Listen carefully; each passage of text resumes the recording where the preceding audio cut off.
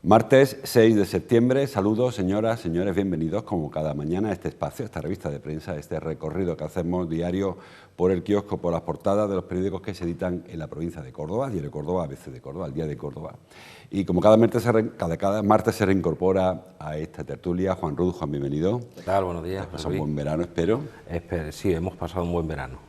Pues se recupera, Juan, como le digo, a esta charla, a este recorrido, que vamos a empezar como cada día con este primer vistazo. Hoy un par de temas comunes en la portada y luego más asuntos en sumario muy interesantes. Empezamos con el decano, con el Diario de Córdoba, que dedica su apertura a esta lucha contra el cambio climático que ayer detalló el alcalde. Córdoba aplicará un plan pionero para combatir el cambio climático, titula. Ahora hablamos de ese asunto. La foto que firma Manolo Murillo para la bienvenida a la universidad, en este caso alumnos de la Loyola, tanto la UCO como la Loyola, ayer tuvieron pues esos primeros contactos de los nuevos alumnos que van a empezar sus estudios, este curso en la universidad pública y la privada de las dos. El diario ABC habla de este asunto del cambio climático en la foto. Esta es en la portadilla. La portada habla de que se va a crear un polo verde que costará 60 millones para transformar el antiguo vertedero del Lobatón. Y el titular, para un asunto de ámbito nacional, el alza de la energía y la falta de materias primas provocan cierre y parones en la industria. Estamos viendo otros titulares, poco locales, por cierto, en la portadilla del Diario Córdoba. Apenas que Antonio Repullo sucede a Loles López como número 2 del PP de Andalucía. El resto de información pues, se escapa del ámbito local o provincial. El diario El Día ha cogido para la apertura el tema del campo, que ya llevan varios días hablando sobre este asunto. El campo teme pérdidas de más de 8.000 millones por la sequía, consecuencia de la sequía. La foto para el tema del cambio climático. Lucha firme contra el cambio climático. Ayer estuvo en Córdoba el consejero de muchas cosas, desarrollo sostenible, medio ambiente, economía azul, Ramón Fernández Pacheco, y el alcalde aprovechó su visita institucional, vino acompañado de toda la plana mayor de la consejería, por cierto, aprovechó su visita para detallarle un plan que ya conocía el consejero, al menos así lo confesó, de transformación de Sadeco en Sadeco 5.0, hablamos de este asunto, para combatir o para ayudar a paliar los efectos del cambio climático. La foto superior para Liz Truss, que será a partir de hoy la nueva primer ministra del Reino Unido, la tercera mujer, Juan, que ocupa esa responsabilidad. En España nunca ha habido una primera ministra. En Inglaterra, que es un país muy tradicional, ya van tres, Margaret Thatcher, luego Theresa May y ahora esta mujer, Liz Truss, que acabaremos abriendo el nombre también. Sí, bueno, ayer comentábamos algunos compañeros que al menos nos va a poner fácil poner el nombre porque es cortito, ¿no? A la hora de titular Liz Truss. Sí, ha habido alguna información respecto a Liz Truss, aunque es un tema que a nosotros nos queda un poco lejano, y es que hablan como si fuera una discípula de Margaret Thatcher, y bueno, más que alumna o una discípula de Margaret Thatcher, una reconvertida en Margaret Thatcher. Recordemos que esta mujer viene de posiciones muchísimo más a la izquierda, ¿no? Más en la sintonía de Gordon Brown o incluso algunos otros. O de Theresa May, por ejemplo. Blair, o Theresa May, ¿no? Lo que pasa es que es verdad que en los últimos años ha ido en posiciones más conservadoras y anti o escéptico europeístas más que anti-europeístas, ¿no? Pero vamos, aún así es verdad que es la tercera mujer primer ministro que hay en Gran Bretaña y supongo que aquí no llegará alguna vez. No lo sé. Lo más interesante quizá para nosotros, nuestro ámbito, es que es muy euroescéptica esta mujer, la línea dura, la línea de Boris Johnson, de este euroescepticismo, que no va a poner fácil la salida del Brexit, que está un poco trancadete allí. Saben que hay dos problemas fundamentales, la frontera de Irlanda y el tema de Gibraltar, otra mucho más cerca, y no parece que esta mujer o este perfil sea el que va a resolver ese problema. No, a priori no. El único matiz que igual que hay un anti-europeísmo confesado de Boris Johnson y de su núcleo duro, ¿no? En este caso, Truss está a favor del Brexit y quiere cumplir fielmente con lo que se dice allí. Vamos a ver en qué situación, pero sí ha tenido posiciones a favor de Europa en otros tiempos y ahora es más euroescéptica que anti-europea, ¿no? Sí. Yo creo que es un matiz que puede ser importante, sobre todo a la hora de negociar esos flecos que quedan, ¿no? La frontera de Irlanda del Norte, que al final yo creo que se va a convertir más en un problema para Gran Bretaña que para la propia Europa, ¿no? La frontera interior que quisieron evitar en todo a coste, que al final tendrán que colocar la barrera en la isla de Irlanda, en fin, un problema que ellos tienen. Bueno, vamos al ámbito más cercano, al que más nos compete. Lo trae los tres periódicos. Ayer el alcalde aprovechó, le decía, la visita de Ramón Fernández Pacheco, el que fuera alcalde de Almería hasta hace unos días, y ahora consejero de Desarrollo Sostenible, Medio Ambiente y de Economía Azul, creo que le llaman. Vino a Córdoba de visita institucional y el alcalde le detalló este plan estratégico que se está elaborando desde el ayuntamiento, está todavía en una fase muy inicial, para combatir el cambio climático. ¿Cómo? Pues como señala el diario Córdoba, en este caso, para autoabastecerse de energía. Los servicios públicos, el alumbrado, por ejemplo, con energía, con un parque solar, con una planta solar fotovoltaica.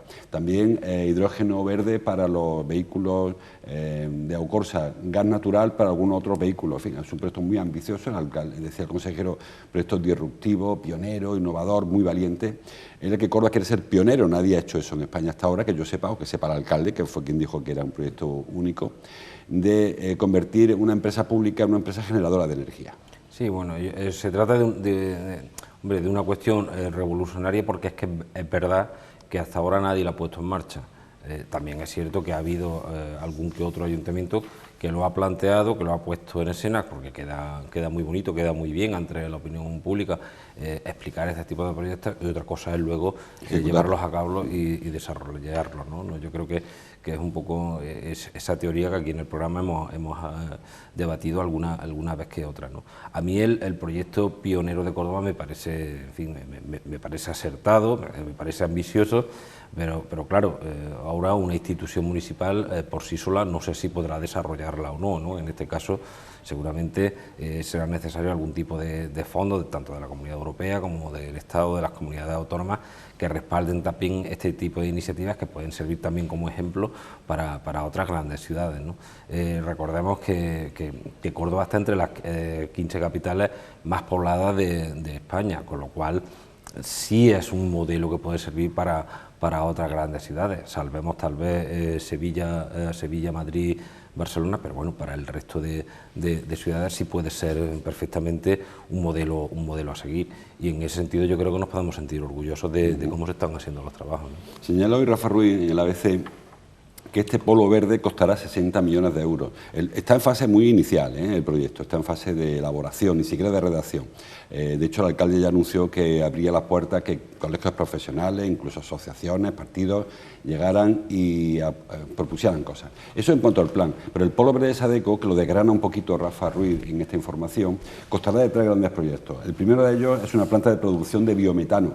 Ya hubo un intento de biometano en algún vertedero de la provincia de Córdoba, pero no llegó a ser rentable. El truco en esta ocasión, ese vertedero costaría, o sea, esa planta costaría, según Rafa Ruiz, creo que son 20 y tantos millones de euros. Para ello haría 41 millones de euros.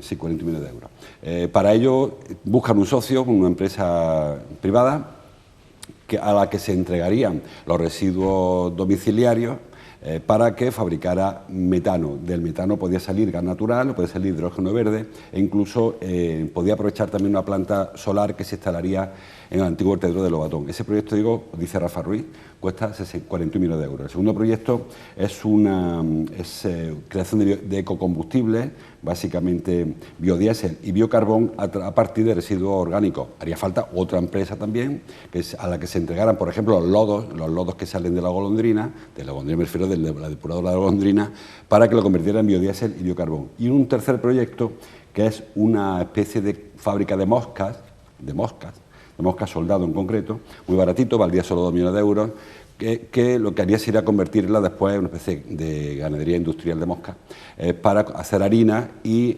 utilizarla como pienso. que tiene un proyecto muy novedoso, mucho más asqueroso, porque no te vas a criar moscas, pero bueno, del alimento tienen las moscas y en el propio vertedero. Bueno, todo ello valdría 60 millones de euros. El alcalde dijo ayer que había pedido fondos Next Generation, fondos europeos, y que además haría falta la concurrencia de empresas privadas, porque el ayuntamiento no va a dedicarse a vender el gasoil, o sea, el gasoil no, el gas natural o el hidrógeno. El gas natural se enchufaría a un gasoducto, el hidrógeno se embotellaría o se envasaría. Es decir, que proyectos ambiciosos, pero repito, estamos en fase, como decía Juan, muy inicial, muy inicial. Ojalá que salga adelante, pero tampoco digamos que de aquí a mañana vamos a tener la fábrica de moscas, el biodiesel y el hidrógeno. No, normalmente, habitualmente este tipo de iniciativas requieren un largo plazo, ¿no? Es verdad que la intervención del sector privado puede agilizar determinadas actuaciones, pero bueno, simplemente por recordar los trámites ambientales que requieren este tipo de proyectos, ya se va un tiempo, ¿no? Yo insisto, a mí me parece muy atractivo este tipo de iniciativas, sobre todo ahora en el contexto energético en el que estamos, donde prácticamente se ha convertido casi en un debate de calle, ¿no? De qué pasa con la energía, qué pasa con el gas ruso, qué pasa con determinadas política e incluso a nivel internacional de relaciones entre los países, llámese España-Argelia, Italia-Argelia o Francia. En fin, yo creo que en ese contexto este tipo de proyectos son muy atractivos y muy novedosos, ¿no? Yo, por ponerle algún pero, siempre digo que el por qué esto no se diseñó antes, porque tal vez todo este tipo de iniciativas hay que estudiarlas con muchísimo más tranquilidad en otras situaciones, ¿no? Supongo de cuando no hay este debate en la calle sobre cuestiones de la energía, pero en cualquier caso me parecen muy interesantes, ¿no? Hay ya algunos proyectos que están desarrollando no instituciones públicas sino privadas. Recordemos que hace unos meses nos presentaban en COVAC su proyecto también de autoconsumo, que una industria tan potente como la de la cooperativa, prácticamente a través de 3 vías también de ingreso de energía se puede llegar a ese tipo de autoconsumo, incluso en un futuro esa energía transportarla o meterla en la red, ¿no? Yo creo que es una iniciativa muy interesante y ahora lo que creo que no estaría nada mal sería, primero, encontrar esos socios que se requieren y segundo, que empezáramos a hablar pronto de plazos para que estas iniciativas se pudieran poner en marcha. De activarlo, la Junta se comprometió a participar en esta etapa de, no sé si llamarle escucha, que está muy mal lista la palabra ahora, pero sí de recepción de ideas, ¿no? De ir entre todos contribuyendo a crear ese plan estratégico, que no solamente consiste en esto, ahora seguimos hablando. Por cierto, yo que soy un veterano como tú, en el año 98 o 97 ya hubo un plan, si recuerda, era Julio Barbel, presidente de Sadeco, concejal, en la época de Merino, de alcalde, para crear un gran polo de reciclaje en torno al vertedero de Córdoba. Entonces era el único que había el del Lobatón, el vertedero del Lobatón, y que no se quedó en nada, se quedó en poquita cosa.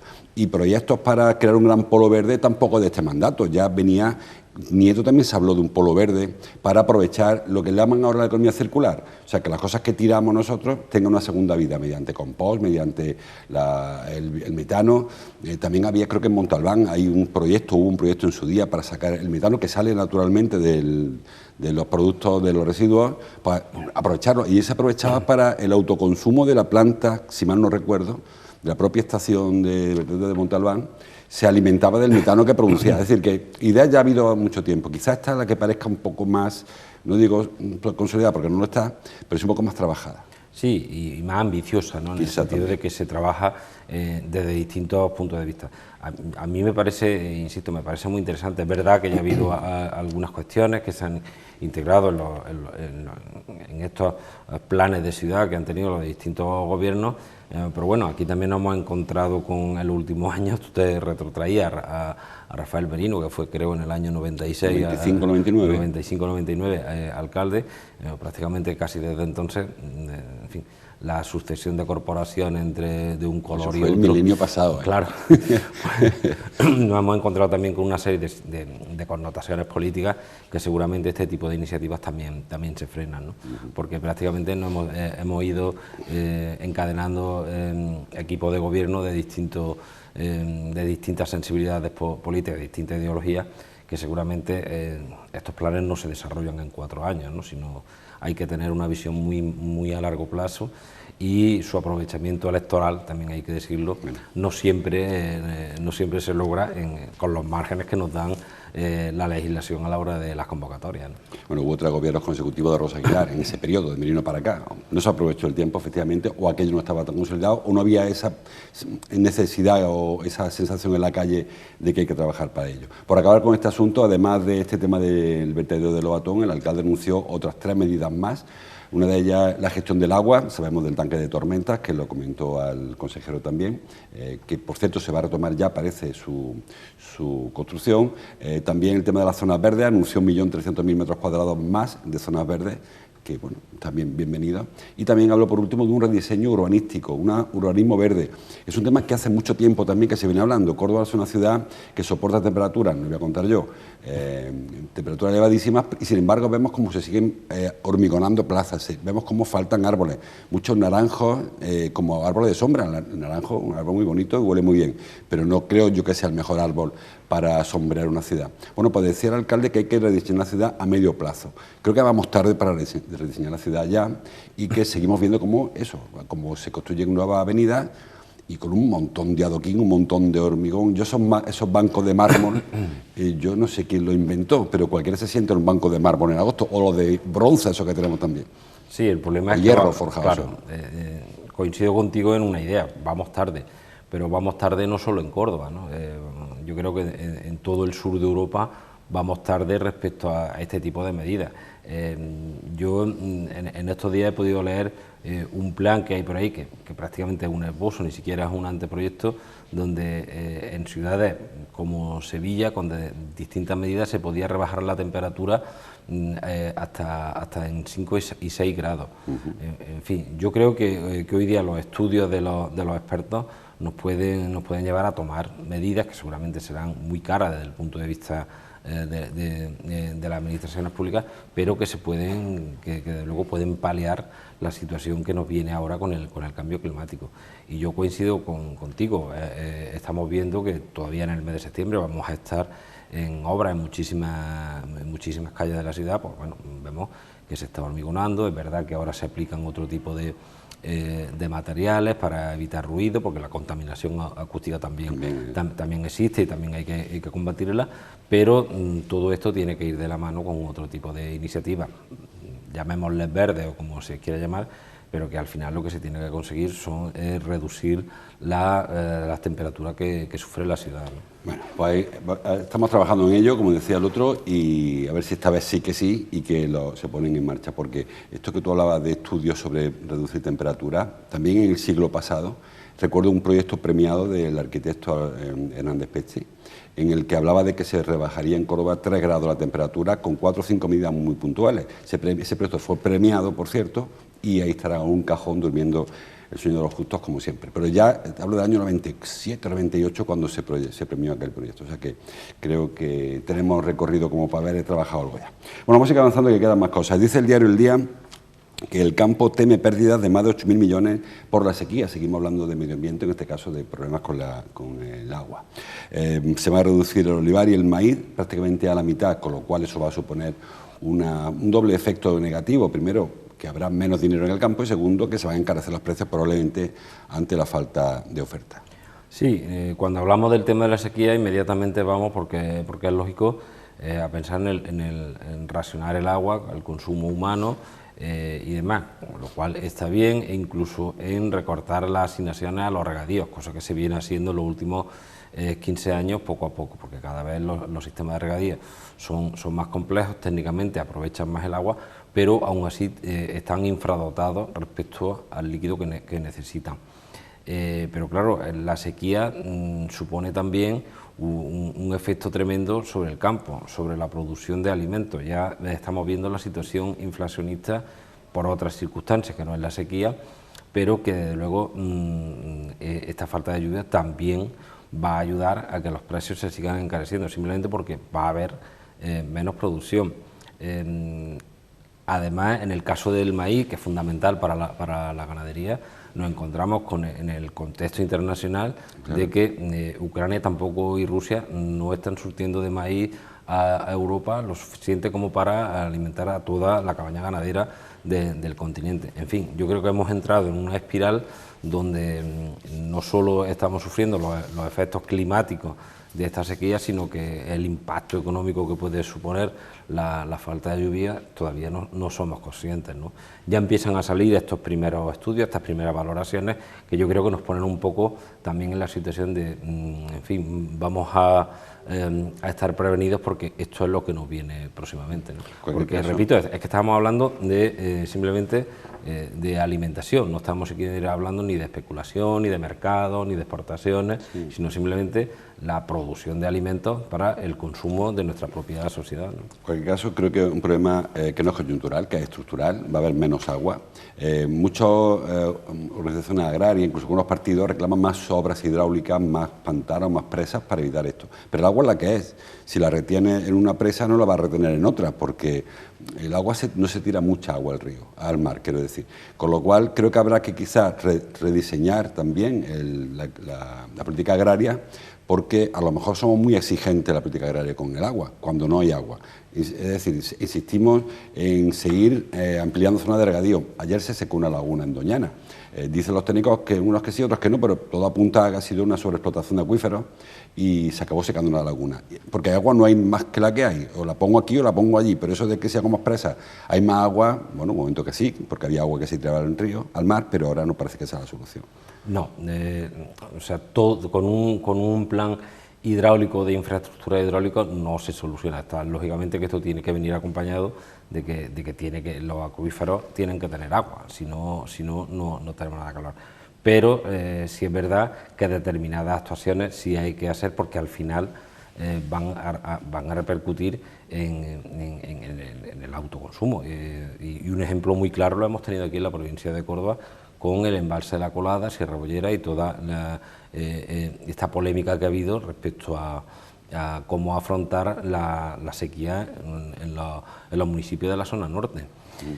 En el sentido de que, por ejemplo, tenemos el embalse de la Colada, que ahora mismo es una gran piscina, una gran playa allí, pero que el agua está allí embalsada y que no hay ninguna canalización que pueda sacar el agua de allí y llevarla para que sirva para surtir o bien al sector ganadero o bien a la propia población, ¿no? Yo creo que este tipo de actuaciones son las que hay que acometer, más que pensar en nuevas presas y en nuevos espacios. Y seguramente habrá que cambiar también la estrategia en dónde y cómo y de qué manera se pueden construir esas presas que puedan retener agua. Por ejemplo, hay un ejemplo muy concreto. Desde hace más de medio siglo se lleva hablando de una presa, la de San Calixto, en la zona entre Puente Genil y Écija, en el río Genil. El río Genil pierde cauce a consecuencia de la sequía y cada vez menos agua, pero sigue siendo un gran afluente del río Guadalquivir.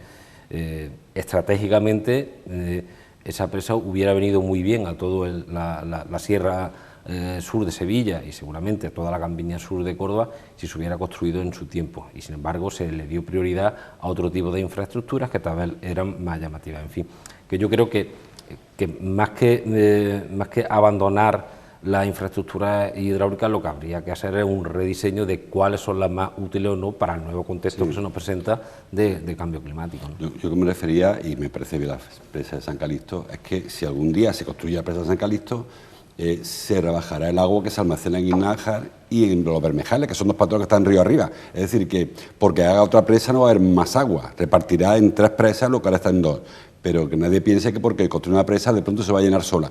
Se llenará si sueltan agua de Guinájar, que está río arriba, o los Bermejales, que está en Málaga, que es río arriba también, porque no hay más presas. Ya el Genil desemboca en Palma del Río, donde también hay otra presa, por cierto, en Peñaflor, y ahí el río se para. Es decir, que yo digo que el agua la que es, por mucho que le coloque barrera en un sitio u otro, si pones aquí unas tienes que abrir otras, si no se llena el pantano. Sí, y es verdad que los cauces ecológicos también hay que rediseñar un poco cómo se tienen que hacer. En fin, yo creo que hay una serie de medidas que la política hidráulica y de actuación en los cauces que se diseñó pues hace 30 o 40 años seguramente es necesaria una revisión y urgente. Una actualización.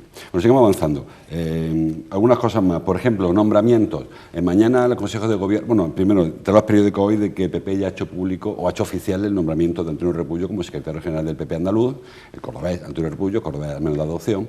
Saben que tiene un cargo muy raro porque era coordinador general, que de facto era el número 2, pero tenía por delante la número 2, que bueno, no acababa de levantarse de la silla. Ayer ya anunciaron que Antonio Repullo es el secretario general del PP andaluz, con lo cual ocupa, de hecho, ahora sí, el número 2 del partido. Y en cuanto a los cargos de la Junta, que se están dilatando mucho en el tiempo, recuerde que las elecciones fueron en junio, estamos en medio de septiembre ya prácticamente, y seguimos sin delegados, seguimos con los delegados en funciones.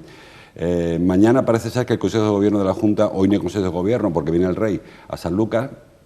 Mañana hay Consejo de Gobierno y parece que se nombrarán los 10 delegados territoriales, al menos esos 10, faltarán todavía mujer y juventud. Hay un hermetismo tremendo en eso. Dice hoy ABC que van a mantener a María Jesús Serrano, a Cristina Casanueva y a Juan Ramón Pérez y poco más se sabe. Bueno, vamos a ver, hasta ahora yo creo que el nuevo delegado del Gobierno, Adolfo Molina, lo ha dejado entrever en las pocas declaraciones que ha hecho de que prácticamente el equipo de delegados provinciales que hay, que venían de la parte del gobierno del PP anterior, se van a mantener.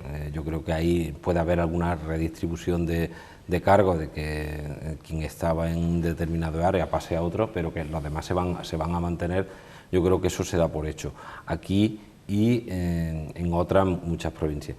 Yo lo de la administración periférica, sabemos que siempre es el último escalón al que llega el gobierno, este y cualquier otro gobierno, a la hora de cambiar los delegados, ¿no? Y si nos retrotraemos a hace 4 años, pues tuvimos la circunstancia de que los delegados que había, que venían por la parte del PSOE, creo que estuvieron hasta 3 meses y medio en el cargo, en funciones, hasta que se nombraron los nuevos del PP, ¿no? Primero se nombra a los consejeros, viceconsejeros, todo el equipo técnico de las consejerías, luego viene la administración periférica nombrando un delegado del gobierno y a partir de ahí se inicia este proceso, ¿no?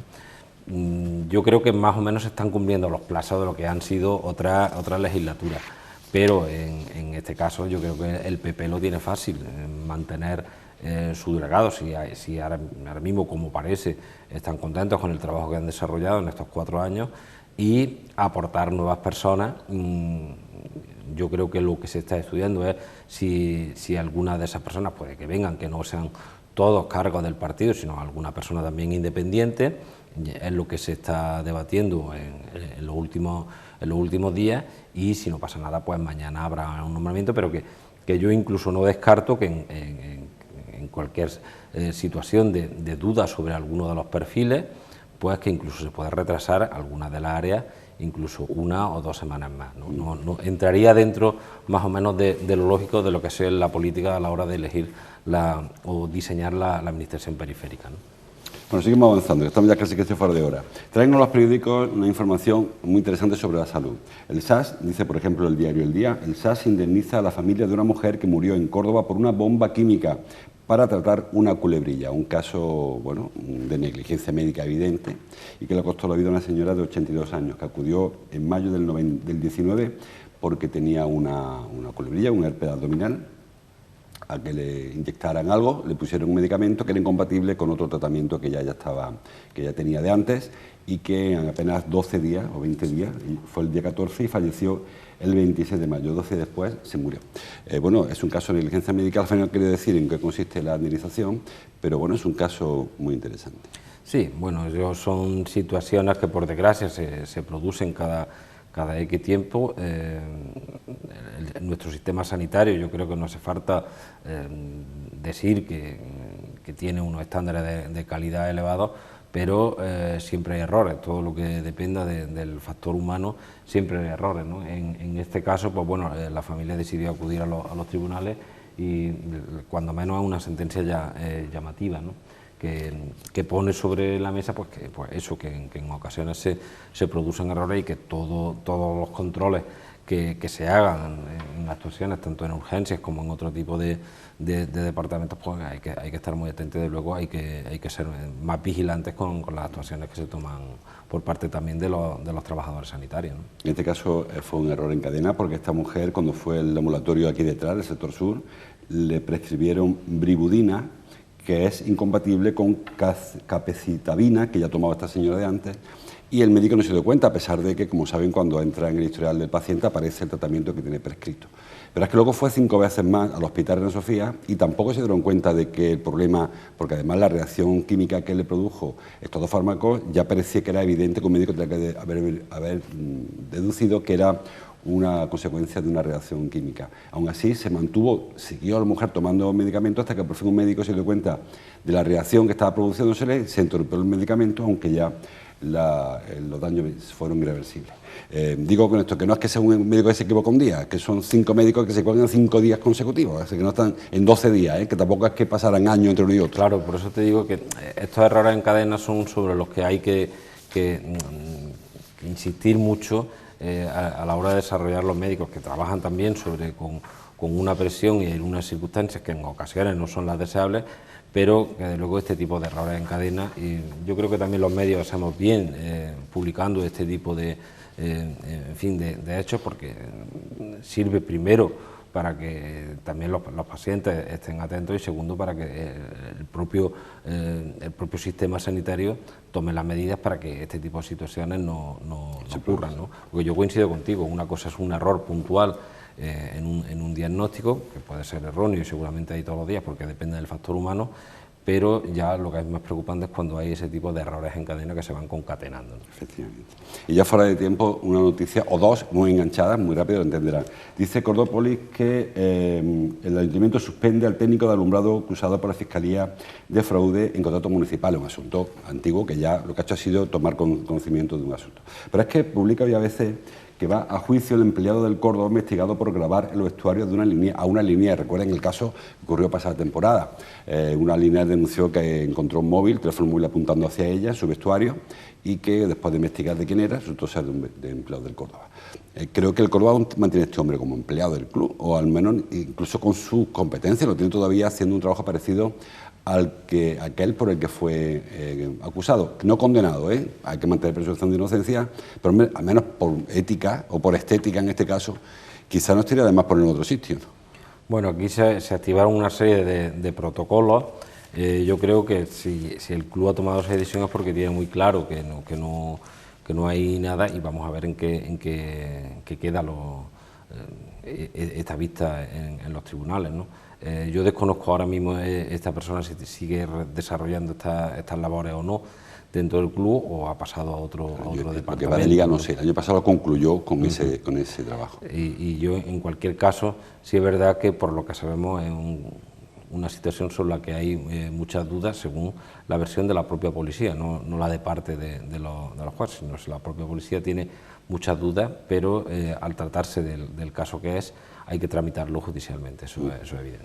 Bueno, pues ahí tienen este asunto que publica hoy, creo que publica ABC, sí, sobre que va a ser investigado, no al Córdoba, hay una parte arriba que no se lee en esta información, es el trabajador, ahí está, el empleado del Córdoba que en su día fue denunciado por una linier que le acusó de haberle grabado en el vestuario, en la ducha, al final de un partido, creo que fue un partido de Liga del año pasado. Bueno, hay mucha más información, pero no me da tiempo, como siempre, repasar, nos paramos en estos asuntos, así que, como cada día, les invito a que bajen al kiosco, compren un periódico, lo lean por internet, escuchen la radio y vean la televisión. Juan, bienvenido de nuevo y te espero el martes que viene. Aquí estaremos. Y a ustedes les espero mañana. Hasta entonces, como siempre, gracias por su atención.